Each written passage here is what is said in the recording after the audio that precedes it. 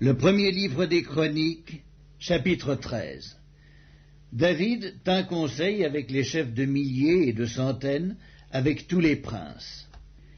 Et David dit à toute l'assemblée d'Israël, « Si vous le trouvez bon, et si cela vient de l'Éternel notre Dieu, envoyons de tous côtés vers nos frères qui restent dans toutes les contrées d'Israël, et aussi vers les sacrificateurs et les Lévites, dans les villes où sont leurs banlieues, afin qu'ils se réunissent à nous, et ramenons auprès de nous l'arche de notre Dieu, car nous ne nous en sommes pas occupés du temps de Saül. » Toute l'assemblée décida de faire ainsi, car la chose parut convenable à tout le peuple.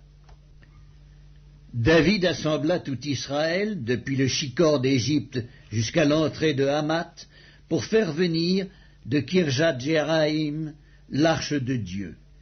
Et David, avec tout Israël, monta à Baala, à Kirjath-Jéarim, qui est à Juda, pour faire monter de là l'arche de Dieu, devant laquelle est invoqué le nom de l'Éternel, qui réside entre les chérubins. Ils mirent sur un char neuf l'arche de Dieu, qu'ils emportèrent de la maison d'Abinadab. Uzza et Akjo conduisaient le char.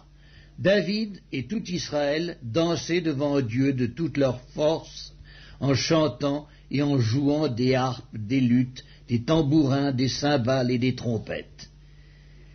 Lorsqu'ils furent arrivés à l'ère de Kidon, Uzza étendit la main pour saisir l'arche, parce que les bœufs la faisaient pencher.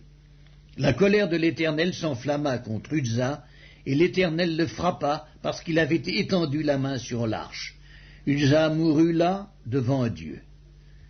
David fut irrité de ce que l'Éternel avait frappé Uzza d'un tel châtiment, et ce lieu a été appelé jusqu'à ce jour Péretz Uzza.